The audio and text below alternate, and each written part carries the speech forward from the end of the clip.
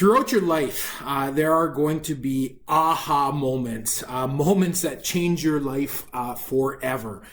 Sometimes these are transformative events that just happen, some kind of connection with Mother Earth, a spiritual connection with your faith, a connection with another human being, the person you fall in love with, your wife, your husband, your high school sweetheart. You're going to run into these people and experience these events that will transform who you are and continue in your journey.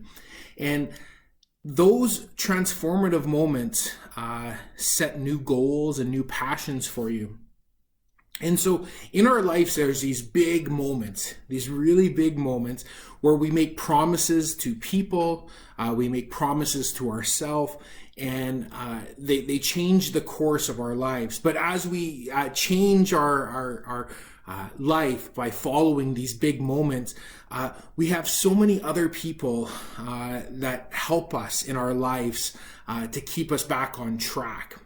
So that introduces today's lesson, which is one about our covenantal relationship with God, the big aha moments, the big promises that God makes for us humans, from the beginning to the end, the big moments that are transformative in our journey with God, but also our relationship with the prophets, the people who keep us on course. There's always people who, once we make these big moves in our lives, these big shifts, there's people who help and guide us as we maybe fall off our path. They help us get back on those paths.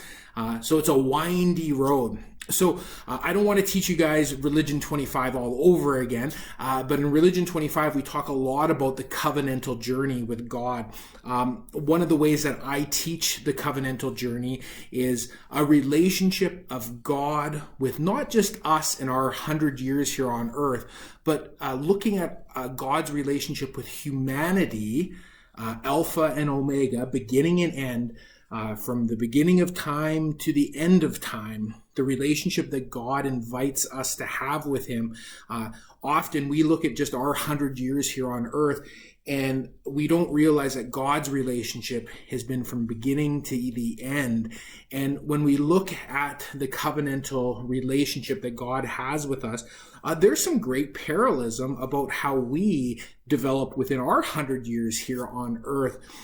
So the image that I'm about to show you shows a psychologist named Erik Erikson and his development of the human psyche, the psychosocial crisis that humans have as we develop.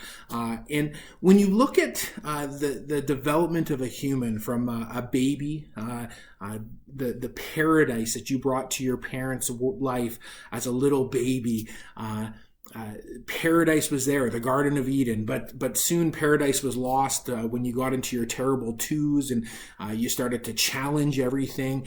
You started getting ornery and arguing and fighting. And so I always laugh, that's the Edenic covenant, where Adam and Eve grab the apple and they ruin paradise. And then as you get older, you start to do some really stupid things, and but you're still too young to really kind of reason what you're doing wrong. So there's punishments, and then I always think, oh, that's kind of like what God did to the people in the Noahic covenant, Noah's Ark, right? Like the people were doing bad things, and I'm not going to explain it all. I'm just going to punish you, Noah. You're a good person. Okay, let's start all over again. And then, but as you get older, you start to get rules, and that's kind of like when Moses gets the rules, the 10 Commandments, the rules. But as you get older, you're kind of a young teenager. Like rules don't work as much anymore. Punishments don't work as much as more. Your parents have to kind of let you go and guide you. And that's kind of like what King David had. God let King David he wasn't the best guy at all times. times, but God was always there helping and supporting him, but not through punishments and rules. And then, of course, the final covenant, the covenant that all the former covenants lead towards, is the light of the life of Christ in the new covenant.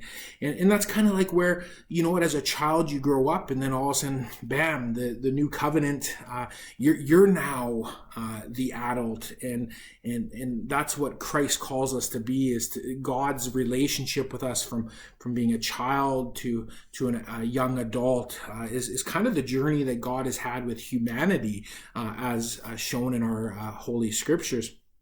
So we grow. Now, covenants aren't just a contract, because contracts are 50-50. I'll do this if you do that. But covenants are 100%. I give my promise to you that I will always be there for you, regardless of whether you live up to your side of the bargain or not. Because contracts don't work that way.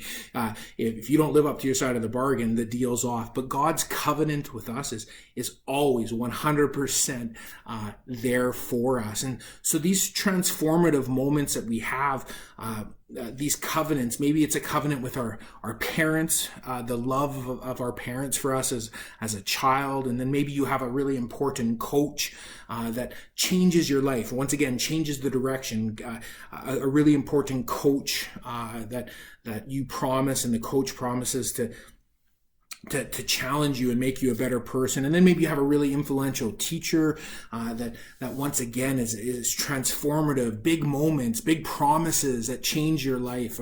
Maybe it's a boss or a coworker or a partner in a business opportunity that transforms your life, or you find the love of your life, your husband, your wife, and you go into the covenant of marriage, and they change your life. And then, of course, you have to make the biggest promise of all when you bring life back into this world, and you become a mom or you become a dad, you make another big promise. And there's so many of these big transformative moments that we make promises with people. And these promises from these other people, they're not just a 50-50 contract, but like where, hey, well, you do this, I do that, like we talked about earlier. Like, these are moments where people have committed to you with an unbreakable bond, and it changes the direction in your life. But these covenants, these relationships we create in our life, there's always people who, after these big moments that change our path, our trajectory in life, there's always these other people that come into our lives that help us keep on those paths, and whether that be a friend or a classmate or a colleague or maybe another group of friends that helps you stay on the path because they know what your goal is. Maybe this relationship is not transformative in the sense that this is a new covenant, a new promise in your life, but maybe it's something where these people are there to guide you and direct you in a way of a new life for you. And so these people, these are like the prophets in the Bible. We talked about the covenants of Adam and Eve, and the covenant of Noah, and the covenant of Moses, and the covenant of King David, leading us to the ultimate, the covenantal relationship with Jesus Christ in the new covenant. So all these transformative moments in our life, once again, paralleling our 100 years here on life, our parents' promise to us, a coach's promise, a teacher's promise, etc., etc. There's other people who, if we ever move away from those promises, they get us back on track. And these are, in essence, prophets in our life, people that get us back on the path of a covenantal journey we have. And so there's a structure in the Bible to these call stories. There's usually a confrontation, and then there's a speech.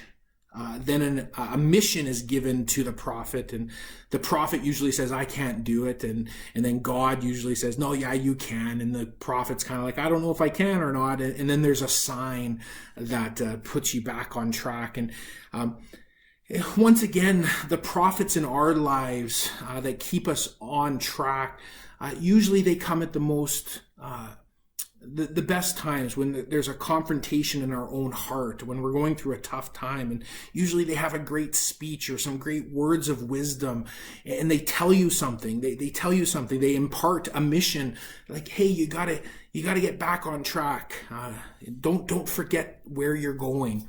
And you usually are kind of down in the dumps, so you're like, you have an objection. No, I don't want to do it. I don't want to do it. But that prophet always says, no, I'll be there for you. I'll be there with you, and I'll take care of you. And then there's always a sign, something that just gives you that confidence to continue on your journey. So we have the covenantal journey in the Bible. We have the covenantal journey in the Bible, and the people who receive the covenants of God, these people are prophets. And sometimes the people who receive the covenants, the covenantal promise from God, they also have continual conversations with God as prophetic call stories that keep them on the journey towards what we know, Alpha and Omega, beginning and end, our ultimate reunion with God, found in once again the light and life of Christ. We see this in our own personal journey, but we see this in the journey of the Bible as well, through the prophets, through what we call the prophetic call stories. Now, in the end, all of the prophetic call stories, the structures of them, they come to us when we're in a time of, when humanity is in a time of confrontation. God always speaks to them, imparts a mission. Humans are always like, I can't do it. The prophets are always like, I can't do it. But God always reassures them and gives them a sign that they can continue this relationship. And that too happens in our life. And once again, in our own life, what we're searching for is also what the prophetic call stories all lead towards. They all lead towards justice. And justice is what we seek to take care of the poor, the widowed, the sick. We look to justice in our life. And all these transformative moments that shift us in our life should always be directed towards justice to the others. And we have a great example of that found in our Bible. So I invite you now to watch the next video in this lesson.